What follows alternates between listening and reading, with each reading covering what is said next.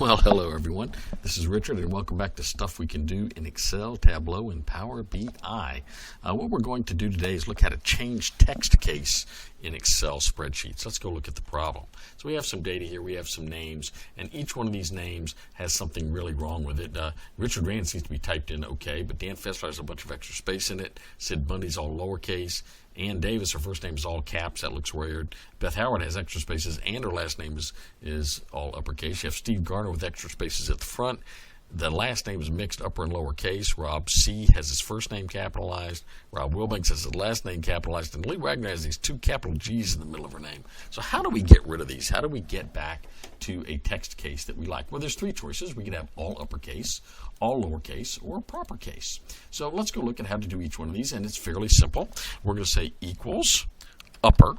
That's a command. We're going to use a function.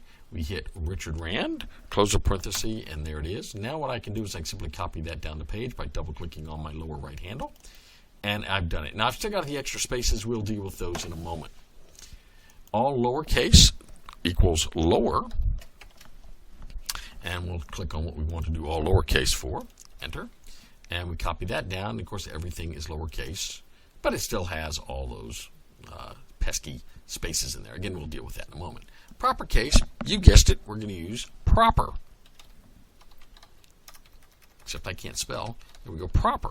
And we will close that. And now when we copy this down, it'll all be in proper case. Now, how do I get rid of those extra spaces? Well, as we've seen before, we can use the trim function. Trim function is very simple. It's equals trim, open parenthesis, click what it is you want to get the extra spaces out of, and it's going to trim these extra spaces all out. And when I hit that, that's okay. I double click this down the page, and sure enough, all those extra spaces are gone, and I'm in proper case. That's really nice. But what if I don't want to do the extra step? One thing I can do, let's get rid of this column. I've got this column here. I'm going to do that same proper again, but this time I'm going to do equals proper. And I'm going to nest the trim function inside the proper function. So now I've got the proper function. Now I'm going to put in the trim function. I'll go all the way back over to here, right? Or let's go back to the original. Close paren, enter. Now when I double click this down, look what happens. I was able to not only change it to proper case, but take out all the extra spaces with one command and didn't have to do the extra column to do it.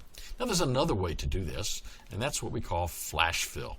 Now, flash fill is kind of an interesting tool.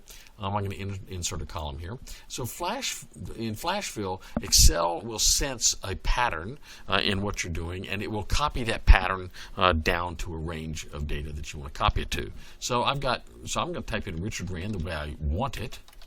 I'm going to type in Dan Fessler the way I want. Let's just not do that yet. Let's just do this one. And we'll do, now there's two ways to get to flash fill. I can either go all the way to the right hand side of my ribbon and click the fill button, click down and go to flash fill, or I can do Control E. So let's do Control E. And it copied down, but see all the spaces are there, the upper cases. It didn't really pick up the pattern I wanted to pick up, right? So let's type in a second word and see what happens. Dan Fessler. So now I'm going to copy this down the page. I'm going to actually use my flash fill command over here now.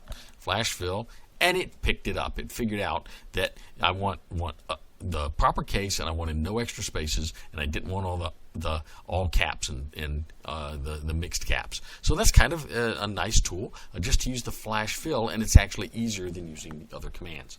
Occasionally you'll do this, and maybe you highlight the first two, and Excel will come back with a note that it wasn't able to detect a pattern. In that case, what you would want to do is add a third sample for Excel to evaluate, and maybe with the third or fourth sample, it would pick up the pattern and be able to replicate that down the page. Hopefully this is helpful. If you like this video, click the like button, and don't forget to subscribe to the channel.